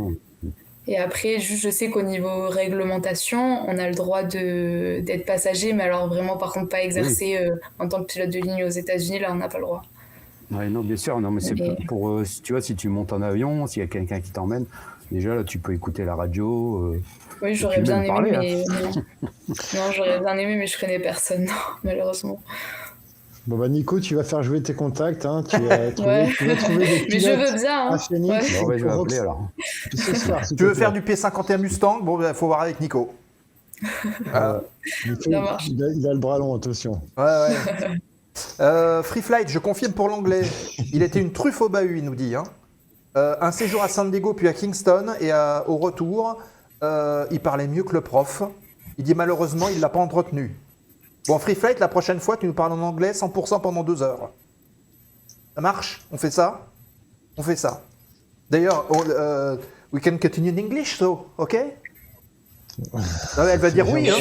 Sure. Ou non, mais les gars. là, on va voir le nombre de viewers qui va s'effondrer. Hein, reste avec nous, on continue en français. C'est une blague. Non, mais moi, j'ai appris avec la 7e compagnie, hein. Downtown Forza. Ah oui, c'est encore une autre histoire.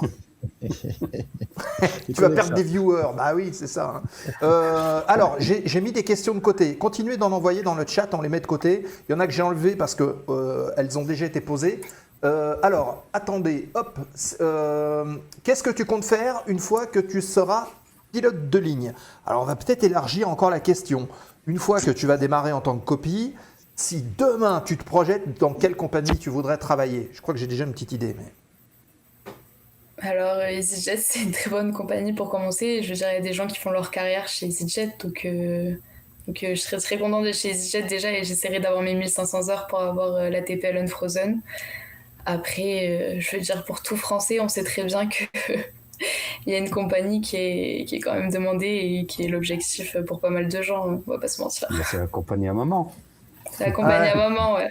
D'accord. Et tu sais s'il y a déjà des pilotes à Air France qui sont passés par le MPL? Ouais, il y en a pas mal justement dans les Select Pro qui viennent de chez EasyJet et qui viennent du MPL EasyJet du coup chez AF. Ouais. D'accord. Et ça, On a ça pas mal. aide dans le cursus de recrutement? De venir Ouais. de chez EasyJet, la formation anglaise est très carrée et ça ils apprécient apparemment, ouais, quand même. Qu'on soit très procédurier, tout ça c'est apprécié. Ok. Tu as un bond, comme on dit, avec EasyJet, un temps minimum à faire chez eux si tu décides un jour de partir ou pas du tout? Alors justement, ça par rapport à la MPL, c'est un peu le mythe qu'on est un peu bound à la compagnie, tout ça. Donc ça, non. Donc notre ATPL est Unfrozen au bout de 1500 heures, mais je veux dire, si on part dans une autre compagnie, avant c'est 1500 heures. Au bout de 1500 heures, c'est cette autre compagnie-là qui fera que notre ATPL sera Unfrozen. Et après, pour chaque personne qui rentre chez EasyJet, en fait, on a 18 mois de latence avec eux, on va dire, puisque on est un peu bound parce qu'ils nous ont payé l'induction en fait. Mais ça, c'est pas que nous, les MPL, c'est si même un ATPL intégré rentré chez EasyJet, il a ces 18 mois-là, pour s'il partait avant, en fait, il doit rembourser une partie de l'induction au prorata de combien de temps il est resté. D'accord. Ouais. Mais c'est rien, 18 mois après, hein, c'est vraiment rien. Ah oui, les 18 mois, c'est rien. 1500 heures, c'est 2 ans, donc bon. Bon, en même temps, tu as payé 100 000 C'est pas euros, donc grand-chose. ça serait quand même bien aussi de pouvoir, Ouais. pas en plus, être bondé, Et- quoi. Non, mais donc on n'est pas bound, ouais. Ok. Ok. Alors, il y a des réactions dans le chat. Il y a Isa K25, hein, en savoir, qui dit non, le P51, c'est sa maman qui est intéressée. Oui, mais là, c'est Roxane qu'on a en invité. Donc, sa maman peut venir témoigner de son métier d'hôtesse avec grand plaisir. Et là, on reconsidérera la proposition du P51 avec Nico. Voilà. C'est un autre thème. Euh, Nos mamans. C'est quoi l'induction? Tu nous parles de quoi? Tu parles de cuisine, Lolo Radar ou non? C'était quoi? L'induction dans la compagnie de. Ah, c'est peut-être ça. L'induction dans une compagnie, ouais. À partir du moment où on a fini la QT, on fait l'induction chez EasyJet. Donc c'est là qu'on va commencer tous les SOPs, tout ça, relatif à la compagnie. Alors, SOPs, je sais pas, je crois pas qu'on ait encore défini. C'est quoi les SOPs?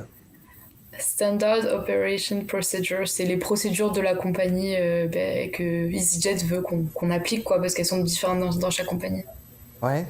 Et comment faire quoi? Ouais, c'était ça ma question. Tous les flows, toutes les checklists, les procédures d'une compagnie, quoi. Ouais. Je sais pas trop comment l'expliquer, ouais. Tu l'as vu ça encore ou pas encore? Non, ça va arriver. Non, là c'est à la fin de Milan, ouais. Ouais, ok. Tu sais, tu vas sans doute avoir quelques SOPs à apprendre propres à l'école dans laquelle tu es pour voler sur les Piper Arrow, comme tu disais, qui va être finalement une espèce de, on va dire, de pré-apprentissage au SOP de ta compagnie de plus tard. Mais par principe, en fait, effectivement, c'est des procédures à apprendre pour voler. Donc, elles sont adaptées sur les avions monomoteurs, bien sûr, mais on retrouve exactement le même principe décliné sur tout type d'avion. Et finalement, d'un aéroclub à une compagnie, ils ont chacun leur SOPs, quoi. Ouais. Leur procédure. Chacun son église au milieu du village, on va dire. Voilà, chacun sa manière de faire, même si personne ne révolutionne rien, c'est juste histoire que tout le monde fasse pareil, en fait. Ouais. Voilà. Oui, bah pourquoi? Parce que justement, s'il y a des gens de culture et de nationalité différentes, il faut quand même qu'ils raisonnent de la même manière. Et là, on rentre dans du facteur humain. Hein. Et oui, c'est ça qui est intéressant dans le fait d'apprendre directement à voler avec quelqu'un, ou en tout cas le plus rapidement possible et le plus longtemps possible pendant la formation, parce que il y a au moins cette notion d'équipage et surtout de façon de faire pareil qui est inculquée dès le début. Et je pense que du coup, ça met tout de suite beaucoup plus à l'aise dans un avion de ligne quand tu commences, quand tu as quelqu'un qui a déjà depuis un petit moment comme toi pratiqué et à deux et avec les mêmes procédures. Je pense que c'est ça aussi une des grosses différences avec la formation TPL, où ça arrive beaucoup plus tard et du coup, c'est plus compliqué de s'y mettre. Ouais. Est-ce que vous avez des alumni ou alors des gens qui sont passés avant vous, qui sont là aussi un peu pour vous coacher, comme des sortes de parrains ou de mentors qui peuvent vous accompagner pendant la formation? Ouais, carrément. On avait un grand Discord en fait où tout le monde discutait un peu, donc y a des gens qui sont plus ou moins avancés, mais oui. On est en contact avec des gens qui sont à Milan, tout ça, et qui nous aident beaucoup, et on les embrasse parce qu'ils sont d'une aide précieuse, vraiment. Ok, c'est bien que tu parles de Discord, comme ça je remets le lien du Discord de la zone en même temps, comme ça on reste dans le thème. Impeccable. Il y a une question, alors c'est une question un petit peu touchy, mais elle mérite d'être posée quand même. Après, encore une fois, tu es libre d'y répondre ou pas. Il y a Chris Angel qui dit 100 000 euros. Comment est-ce que ça se finance, ces 100 000 euros? Est-ce que c'est compliqué d'avoir un prêt étudiant sur des sommes comme tel, et comment est-ce que tu comptes rembourser? Parce que c'est vrai que la formation va prendre un certain temps. Donc pendant cette formation, on ne gagne pas d'argent. Donc comment est-ce que ça se négocie? Alors il y a le LCL qui a un partenariat en tout cas avec EasyJet, donc EasyJet et CAE, je veux dire CAE et ouais.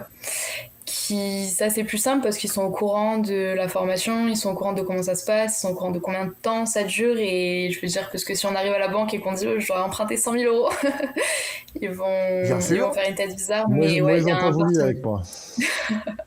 il y a un partenariat avec le LCL, donc ça c'est plus simple.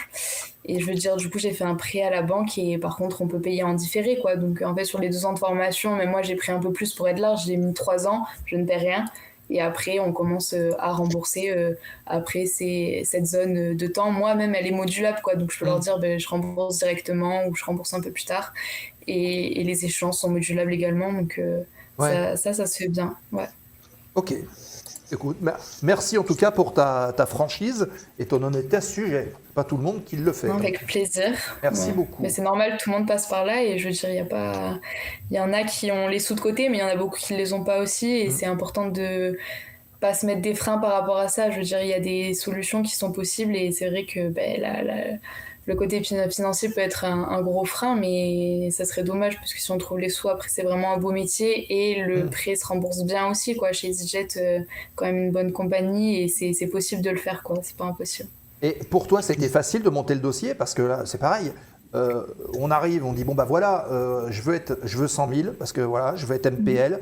Il y a ça qui existe. Est-ce qu'il faut présenter un dossier sérieux? Comment est-ce que ça s'est passé? Ou finalement, bah, ils donnent relativement simplement, sans besoin de plus d'explications que ça? Il faut un dossier sérieux. Moi, j'avais la lettre d'embauche de CAE, plus la lettre de CAE qui disait que j'étais avec eux pendant 2 ans, quoi. J'avais déjà, je suis pas allée avant les sélections, j'avais déjà l'offre, tout ça. Donc ça, c'est sérieux. Il faut avoir des garants qui tiennent la route aussi. Au moins un garant qui tient la route, parce que ça peut être compliqué à trouver. Tout le monde n'a pas ça très facilement, mais un garant qui tient la route, ouais. Ouais, d'accord. Et quand est-ce que tu vas toucher, du coup, toi, ton premier salaire de pilote de ligne? J'espère dans 1 an, à peu près. Après, à partir de l'induction, en fait. Donc, à peu près 1 an, là, ouais. Pour moi, parce que pendant l'induction, tu es rémunéré? Ouais. Toute la partie, tout le dernier mois, en fait, qu'on fait à Milan, où justement, là, c'est très axé EasyJet, SOPIS, tout ça. Ils considèrent qu'on travaille déjà pour eux, en fait, parce qu'on apprend leurs procédures. Donc là, on est rémunéré. Ouais, c'est une bonne démarche. Hein. Okay. Franchement, moi je découvre des trucs là, tu vois, ça casse des mythes aussi. Bon, finalement, je sais pas, Nico, Mathieu, vous en pensez quoi, vous? C'est vrai que la MPL, j'avais des doutes. Après, c'est pas la même expérience. Et effectivement, c'est pas le même objectif non plus. C'est pas le même parcours ni le même cursus. C'est complètement centré sur le métier de pilote de ligne, en fait. Mais c'est même étonnant que ça ne soit pas arrivé plus tôt, parce que c'est vrai que c'est pas qu'on s'égare dans la formation ATPL, mais il y a beaucoup de choses qui ne servent pas, en fait. Encore une fois, c'est pas une perte de temps, mais c'est juste pas nécessaire.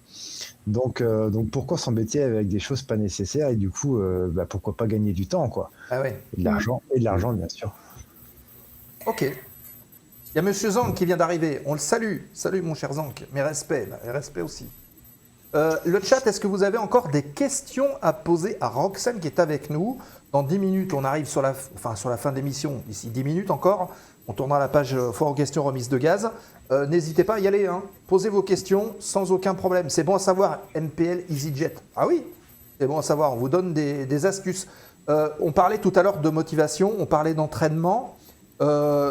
En termes de caractère, quelque part, est-ce que vous avez été évalué lors de la sélection sur le caractère de chacun, ou c'est quelque chose qui n'a pas été abordé du tout?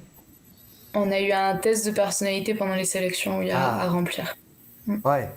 Et pas d'entretien avec des psychologues ou des RH peut-être? Non? Alors ça, en fait, on le fait à la fin de Milan. On aura un entretien psychologue à la fin de Milan, par contre. Okay. Mais ouais. C'est plus pour rechecker, j'imagine, parce que bon, c'est vrai qu'ils n'ont pas fait le filtre au début, ça on le fait à la fin de Milan, mais on le fait quand même, ouais. Pour vérifier si vous avez psychologiquement tenu le coup pendant la formation. Voilà. C'est ça. Est-ce que vous êtes usé ou pas? Non, c'est bon. Allez hop, la suite. Ok. Nico, Mathieu, tu nous as dit tout à l'heure que tu avais fait un peu de planeur, tout ça. Bon, c'est vrai que c'est bien, quand on fait ce genre de formation, de faire un petit peu d'avion, savoir déjà si on n'est pas malade. Hein, et puis, c'est pour ça qu'on conseille aussi la visite médicale avant. Est-ce qu'il y en a dans ta promo qui sont jamais montés en avion? Oui, il y en a. Il y en a qui partent de 0 et jamais monté dans un avion, jamais touché un avion, même les ailes d'un petit avion. Ouais, non, jamais. Mais il y en a à peu près 50% qui ont le PPL quand même. Je dirais que c'est assez réparti, mais il y en a qui ont de l'expérience. Ouais. Il y en a qui partent de 0, mais c'est ça qui est bien, quoi, parce que c'est vrai que moi, par exemple, j'ai pas le PPL et ça va être mes premiers vrais solos, quoi. Donc ça sera sympa. C'est clair. C'est les solos. C'est vrai. Phoenix, il y a pire. Celui qui a le plus d'expérience, il a fait quoi? C'est juste pour avoir un petit élément de comparaison. PPL et plus de 100 heures de vol, quoi. Ah oui, donc il est déjà qualifié. Et il n'y a pas de restriction sur le fait d'avoir déjà un PPL, où il pourrait dire, bah non, finalement, il est déjà trop avancé, donc nous, on veut pas aller plus loin. Non. Non, il y en a pas mal qui ont PPL, et après, je pense que même pendant les sélections, ça peut être apprécié, ça montre qu'il y a de la motivation et qu'il y a des choses qui ont été faites pour, mais souvent, c'est des gens aussi, il y a beaucoup de parcours, en fait, ingénieurs, donc des personnes qui sont plus autour des 27 ans. Et donc, c'est souvent eux, en fait, qui ont des PPL, tout ça, quoi. Mais ça permet de justifier la motivation aussi, quoi, lors des sélections. Donc, non, je pense que c'est apprécié aussi. Alors ça, c'est Ouais. une question aussi que j'ai. Est-ce qu'il y a une limite d'âge pour se présenter aux sélections? Je suis pas sûre. En tout cas, là, on a des Bah, personnes y qui aller. ont 40 ans dans Ouais. les proms, quoi. Donc, Il y a des personnes qui ont y a 40 ans. ouais, il y a forcément. S'il y a une limite d'âge, elle est avancée, quoi, dans tous les cas. Donc, non, ouais, c'est bien. Il y en a qui ont. Il y a tous les âges, mais c'est ça qui est bien, quoi. On part de moi qui ai 20 ans jusqu'à. Ouais, il y en a qui ont des enfants, tout ça, mais c'est vachement bien. C'est des reconversions professionnelles, mais c'est hyper cool qu'ils fassent ça, quoi. Bon bah les gars, on y va. Ouais. Ok. Bah écoute, vas-y Mathieu, puis tu nous diras. Et puis après, on te rejoint. Je Toi, raconterai. tu peux, t'es encore jeune. Enfin, tu prends des pilules, mais t'es encore jeune. Nous, on peut plus. Eh oui, t'as raison. Ouais. Ah ouais, moi, le temps que je fasse la formation, ça y est, je suis en retraite. Hein. C'est pas rentable pour eux. Ouais. Après la TPL, on est psychologiquement très instable. Mais non. Ah non, pourquoi on est très instable? C'est quoi cette histoire? Qu'est-ce que c'est? Bon. Merci Lolo. Alors Lolo nous apporte une réponse. Critère d'admissibilité, être âgé d'au moins 18 ans au moment d'intégrer la formation. Donc, vous pouvez avoir moins de 18 ans au moment des sélections. Ouais. C'est QFD. Merci Lolo. Heureusement qu'il est là. Merci beaucoup. Ok, les amis, est-ce que vous avez encore des questions à poser dans le chat? Allez-y, envoyez-les. C'est maintenant parce qu'après, ça va être fini. Donc, envoyez vos questions maintenant sur le parcours MPL. Et quelqu'un qui est là et qui peut vous répondre. Donc, allez-y. Nico et Mathieu, je suis sûr que vous avez encore des questions à poser. Ah Nico. Alors, j'espère que tu vas en profiter pour aller voir les cimetières d'avion. Ouais. Oui, C'est peut-être déjà fait, carrément. non? C'est Ouais. pas fait encore, non. Ouais. C'est pas fait, mais... En fait, c'est plus à Tucson qu'à Phoenix, en fait. À Tucson, Mais ouais. Tucson, Mais c'est pas trop justement, loin.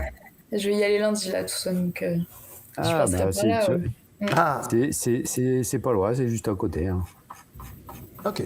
Ouais, je regarderai ça, ouais, c'est super intéressant. Ouais. Ah bah là, tu vois sur des hectares et des hectares, tu vois, Ouais, c'est fou. des F-18, des F-15, des A-10, des B-52, des... Ah, c'est infernal, quoi. Bah, tu sais quoi, Roxane, tu vas, tu emmènes ton petit téléphone, là, tu rejoins le Discord de la zone et tu nous envoies des photos de là-bas. Je suis sûr qu'il y en a qui vont Carrément. adorer. Ah, dans le Discord, ils vont adorer. Je ferai ça. Ah ouais, non mais là, tu peux, hein. Là, il n'y a aucun problème. Hein.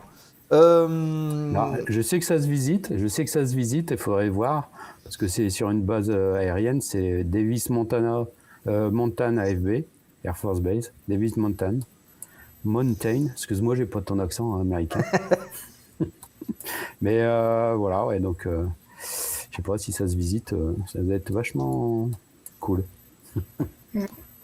Je pose la petite question, plutôt la petite intervention. Non, c'est une question. De Zank. Alors, on en a parlé indirectement, mais on peut faire un petit retour là-dessus. Il dit, j'entends pas que du bien du MPL. Est-ce qu'il y a une raison ou une mauvaise réputation générale en France pour que ce parcours ne soit pas forcément mis en avant très clairement, enfin en tout cas, je pense en France. Ben, moi j'en ai entendu bien personnellement. Enfin, après, je suis dedans, donc forcément, je sais pas si mon avis serait très objectif. Je baigne autour de personnes qui font le MPL, donc voilà. Mais c'est vrai que il y a des clichés par rapport à ça quand on en parle dans le cockpit et tout aux pilotes, mais parce que surtout en fait, il y a une tendance générale à croire qu'on est bound à certaines compagnies, qu'on doit rester avec EasyJet, qu'on leur doit tant d'années et qu'on peut voler qu'avec eux, mais en fait, ça c'est faux. Donc à part ça, justement, moi je vois un avantage, comme j'ai dit, du côté la sécurité de l'emploi qu'il y a derrière, quoi. Ouais. Parce qu'on est chez EasyJet, qui est quand même une compagnie major en Europe, et c'est bien, quoi, et c'est vachement rassurant. Il y a des gens qui font une carrière chez EasyJet, et quand j'étais en Belgique, c'est un centre de simulateurs, en fait, nous on était où on a fait la théorie, et il y a vachement d'élèves qui passaient pour passer des sélects, en fait, tout le temps, et ils trouvaient pas, ou ça faisait 1 an et demi, il faut renouveler les licences, les qualifs, ça coûte de l'argent, ça en plus, et je veux dire, nous c'est vrai qu'on était assez heureux d'être déjà avec EasyJet, et a priori on n'aura pas tout ce stress de post-formation où il faut faire des sélections, quoi. Ouais. Ok. Très beau premier poste chez EasyJet, c'est sûr. Disons que, évidemment, hein. Évidemment. Oui, on est ravis, hein. Ok. Mathieu, vous voulez peut-être intervenir ? Oui, non, moi, un peu pour rebondir sur la question de Zank, en fait, en France, nous, on a toujours un peu de mal avec la nouveauté. On n'est pas les champions, on n'est pas des précurseurs à ce niveau-là. On critique beaucoup ce qu'on a, mais on n'aime pas y toucher pour autant. En tout cas, c'est dans les cartons depuis un moment, parce que Air France a sollicité des écoles comme l'ENAC, par exemple, dans le cadre de leur partenariat avec leur cadet. Hein. Je ne parle pas des EPL, parce que comme précisait Roxane, effectivement, le MPL, c'est en lien avec une compagnie. Il n'y a pas de formation MPL pour une personne qui rejoint une école privée et qui souhaite rentrer dans une compagnie. Elle devra faire une formation ATPL et passer ensuite des sélections. Donc voilà, c'est des choses qui ont été commandées en fait par des compagnies aériennes auprès des écoles françaises, mais que les écoles françaises traînent un peu des pieds pour mettre ça en place, parce qu'il faut faire homologuer des programmes, faut passer par tout un set de certification qui est long, qui est lourd. En France, on est les champions de l'administratif.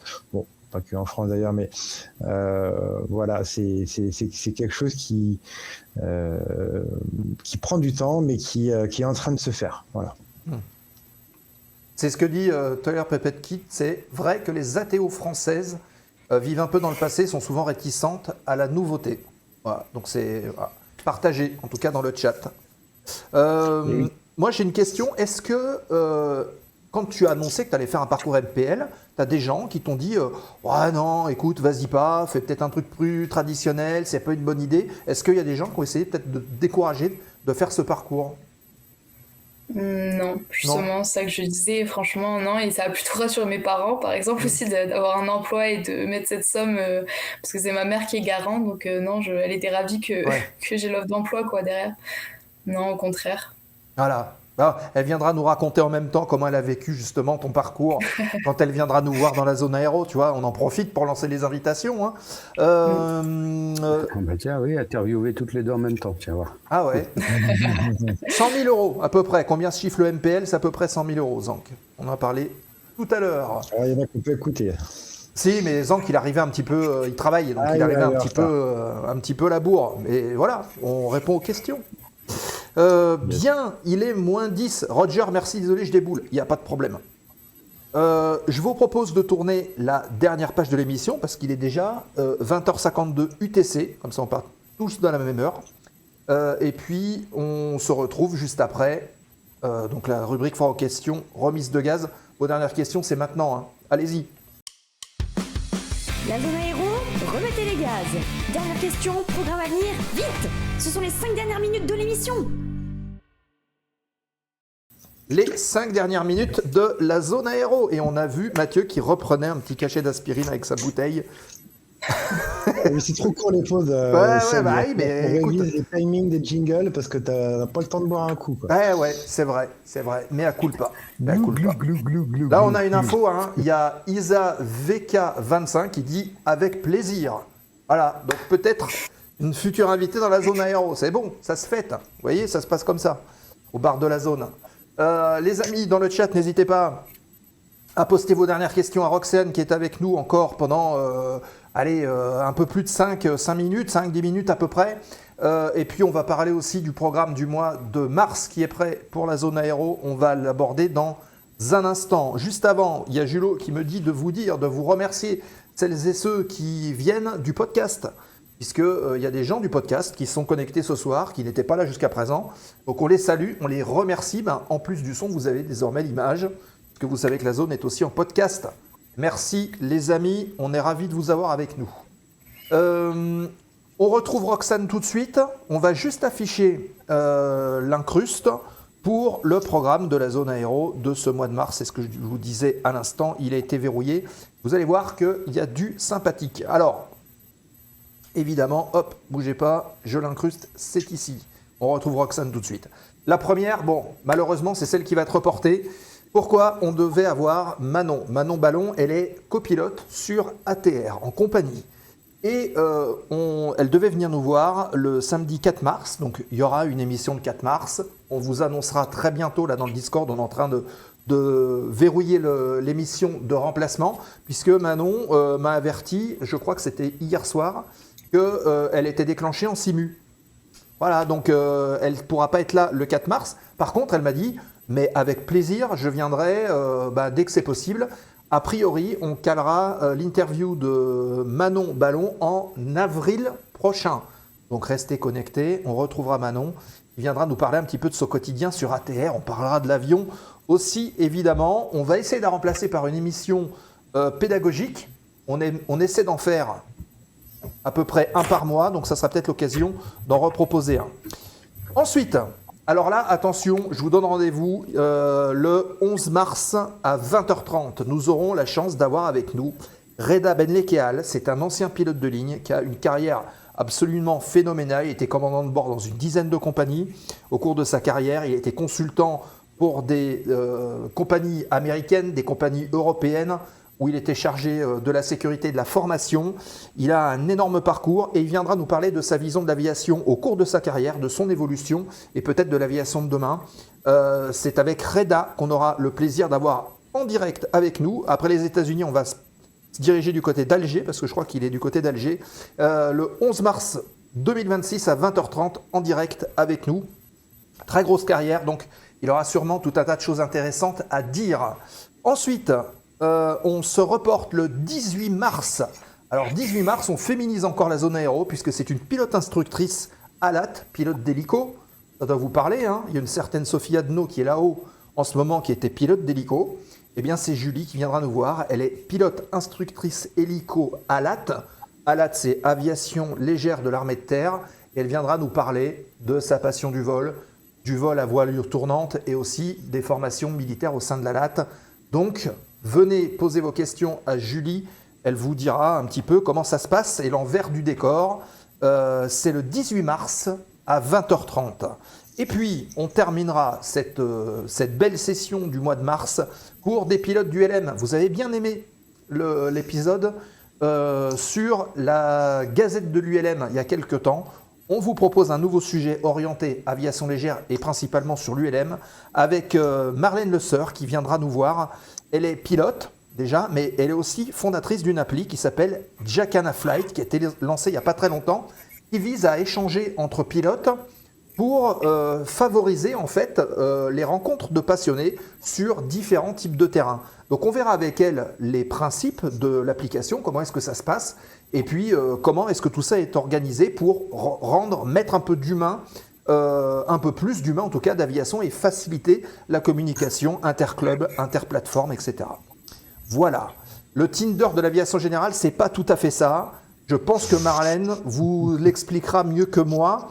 Mais vous verrez que c'est une initiative qui est tournée vers une aviation, on va dire, plus accessible. C'est un peu ça le grand principe. Et puis, au mois de mars, vous aurez aussi un épisode de la Ground School de la zone aéro avec Cynthia et toute son équipe. Il y en a qui sont là aussi ce soir, sur la formation PPL, LAPL théorique qui vous est dispensée, comme d'habitude, dans la zone aéro. Donc, vous avez un programme de qualité, les amis. Enfin, en tout cas, j'espère que ce programme vous plaît. Voilà. Sur le papier, c'est tentant. Hein. Bah ouais, on essaie de faire les choses bien ici quand même. Il n'y a pas de raison. Oui. Hein. Voilà. Absolument.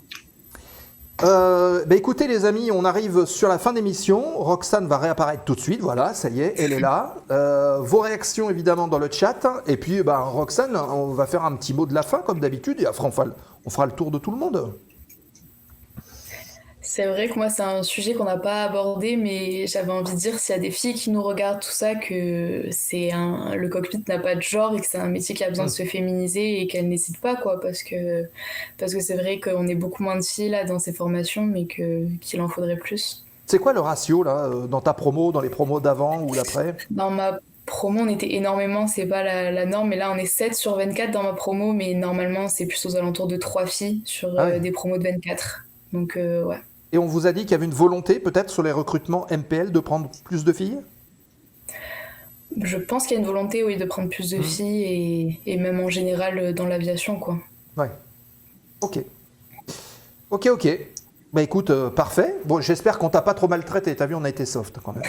Pas du tout, non. Mathieu s'est tenu incroyablement bien. J'avais des consignes. Ah oui, oui. Même Nico et tout, pas un mot plus haut que l'autre. Ça veut dire quoi, ça, dis donc? Ah bah non, mais impeccable. Hein. Non, Bravo, je bravo les voudrais amis. dire à Roxane qu'elle en profite parce que les États-Unis, c'est vraiment le pays de l'aviation, quoi. Ouais, c'est une vraie chance d'avoir cette partie-là pendant ta formation d'ouverture sur un autre pays. Dans ta carrière, tu auras certainement l'occasion d'y retourner. Ouais, je suis réalisatrice.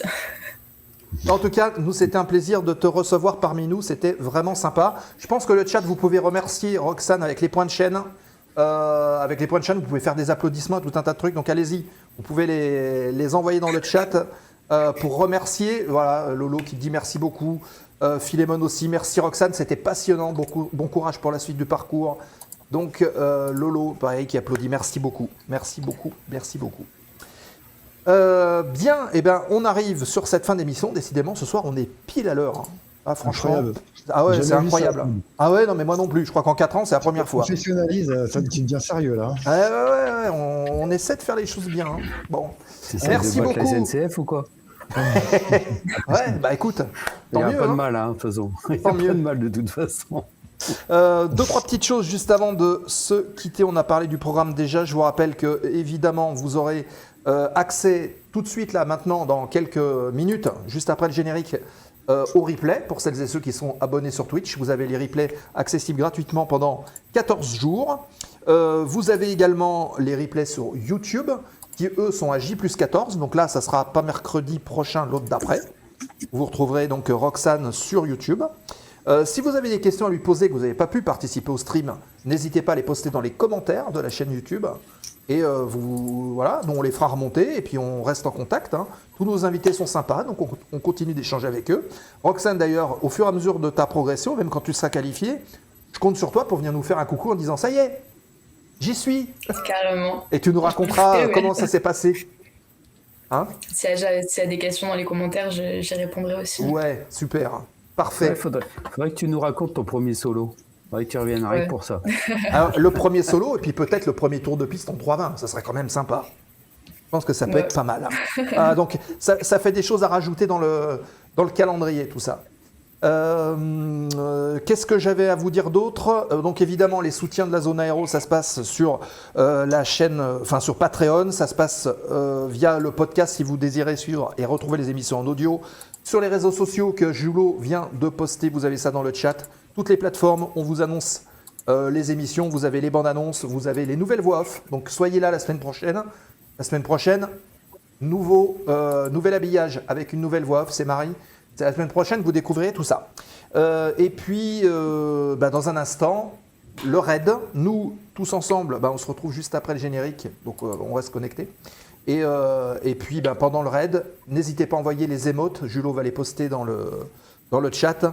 Et vous faites un copier-coller, voilà, merci. Vous faites un petit copier-coller et vous balancez ça sur la chaîne. Chez qui on arrive, on bascule tous, on y va. C'est tout de suite, maintenant. Hop, je regarde, tac, voilà. Et puis, on lance tout de suite le générique. Merci Roxane, merci Mathieu, merci Nico. On se donne rendez-vous la prochaine fois. Très bonne fin de soirée à toutes et tous. À très vite. Et ça ciao, y est, bye bye. Ouais. Ciao. Au revoir. La zone aéro, l'émission. La zone aéro ferme les portes du hangar. Merci de votre fidélité et de votre soutien. Et restez avec nous le temps du raid en envoyant les emotes en arrivant. On compte sur vous. Fly safe.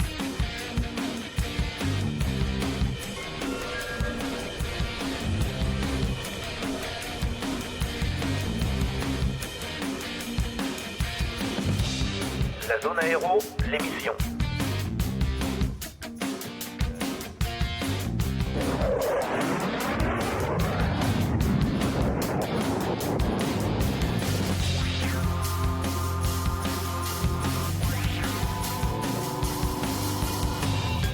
La zone aéro, l'émission.